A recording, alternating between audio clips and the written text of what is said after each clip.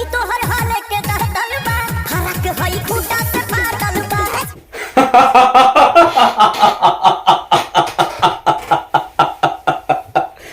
जाए खेसारी लाल जा, दोनों गाना सुननी है जा, सेम टू सेम बाटे।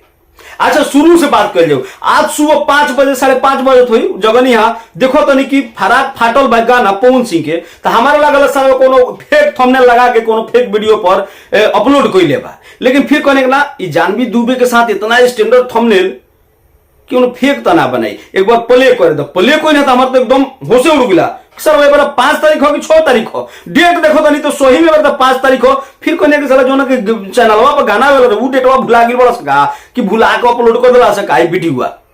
अच्छा वो हमारा ना समझ में चलो छोड़ो कोनो बात नहीं के गाना आवे वाला रहे, गाना आ गई। और ये गाना के लेके हम एगो वीडियो भी बनैले रही कि जानवी दुबे के साथ में पवन सिंह के बहुत जल्द गाना आवे वाला बा और ये गाना 6 तारीख के आवे वाला रहे, एक टीजर आवे वाला रहे ए बेरा। अच्छा हम 9:30 बजे ला भाई अभी वीडियो के रिव्यू वीडियो बनावे में जो अपलोड कैले बनी, आप लोग हमारे चैनल पर जाके देख सकत नहीं जा। 9:30 बजे से 3:30 बज गई हा वो वीडियो के एडिट फिडिट करे में। एक बात और बता दी, हम कोनो वीडियो के स्क्रिप्ट ना लिखी ना, जोन होला जोन हमरा माने बुझाला तो वीडियो के डायरेक्ट बोल दी ना स्क्रिप्ट। हम पहले एडिटिंग भी ना करत रही, आप लोग जानत नहीं जा, लेकिन अब समय के साथ थोड़ा बदले के पड़ेला और यही चलते थोड़ा एडिटिंग कर देना कि वीडियो अच्छा लगे।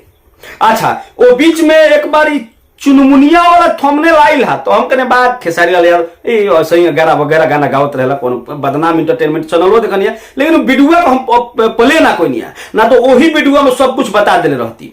अच्छा ओकरा बाद 3:30 बजे के बाद हम देखनी है खाली तो शुभम के एगो वीडियो आ गया सामने कि फिर विवाद शुरू हुआ पवन खेसारी में। ए भैया तब हमारा छटपटाई धल सानू कि जरूर कुछ ना कुछ बात बाटे। अच्छा फेसबुक पर वीडियो पर एगो कमेंट भी देखनी है कि गाना चोरा लेलस खेसरिया।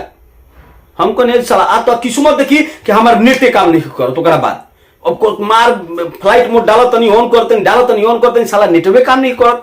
अच्छा नेट आप देखनी वीडियो के जो क्वालिटी बा जो शुरू में हम प्ले कोई नहीं है ये चुनमुनिया वाला खेसारी के गाना के ओकर देख लो क्वालिटी एकदम लो नेट पर कसम थोड़ा बहुत सुननी है। देखो तनी री साला दुमुहा चूहा के काटल बा जवानी जाता के जातल बा तेल चाटा के चाटल तो पूरा गोल में उठा ले बा हो। देखो अरे मर्दे तू कहेलो कि हमारा के कोनो यूट्यूबर सपोर्ट ना करेलन। अच्छा हमरो भी फोन करेला लोग, कमेंट करेला लोग फेसबुक से व्हाट्सएप पे कि का भैया खाली पवन सिंह के वीडियो बनैबो तो का लतखोर के वीडियो बनाई माने चोर के वीडियो बनाई जो ना के कहाला के कोइला के कुछ पते नहीं खे। एक अस्तित्व का बाटे और व्यक्तित्व का बाटे आप समझ सकत नहीं। ई पहला बार नहीं खे, पहले भी कई बार हो चुकल बा मर्दे।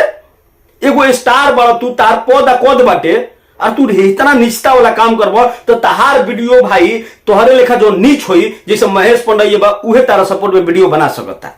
अपने नजर में गिरो आदमी तारी हरकत देख के माने तू एक चीज तो जान गई बड़ा एकदम बढ़िया जान गई बड़ा। जो लालका टी शर्ट वाला गाना के लॉन्चिंग पार्टी रहे उनमें 50 को यूट्यूबर के इंटरव्यू दिलो यही अब 50 यूट्यूबर से खाली एक के बात के चर्चा पवन सिंह। जान गई बड़ा इनका भी ना गाला बा ना काला बा, इनका से बढ़िया भोजपुरी के हर गायक के गाला बाटे एकदम ही फैक्ट बा। चाहे वो प्रमोद प्रेमी हो इनका से करोड़ों गुना अच्छा तो नीलकोमल के गाला बा।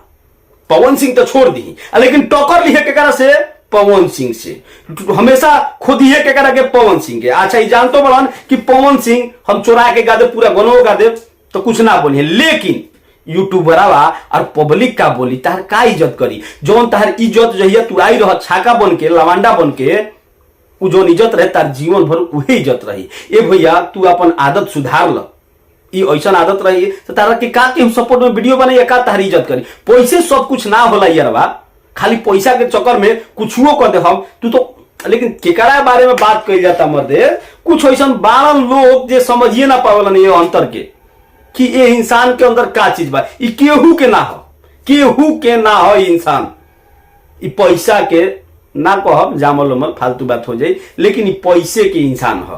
200 रुपया खतीरा कुछ कली है आप देख रहा बनी। अरे लास्ट ना हो ऐसा को बात नहीं खे, आगे भी ऐसा कुछ होई। अच्छा ई जोन गाना जोन चैनल पर गाना आइल बा उ चैनलों के नाम बाटे बदनाम एंटरटेनमेंट। हाँ तो जय हो को माने काली चढ़ाई कैले बड़ा सही यार। खैर ठीक बाटे। आप लोग हमारा कमेंट में कमेंट को जरूर बताइब जा, अपन विचार जरूर रखब जा। अच्छा, हम कमेंट लाइक करे के आदमी काहे कहलन इहो बता तनी, थोड़ा वीडियो के इंप्रेशन बढ़ जाला, तो कमेंट आप जरूर करब अपना भाई के बड़का बिहारी के चैनल में। अच्छा, ओहू वीडियो में हम ये बात के चर्चा कर रहती, लेकिन भाई हमारा पते ना रहे, वो वीडियो के जाके सपोर्ट कर, बड़ी मेहनत लगा, 9:30 से 3:30 बज गिला वो वीडियो के बनावे में।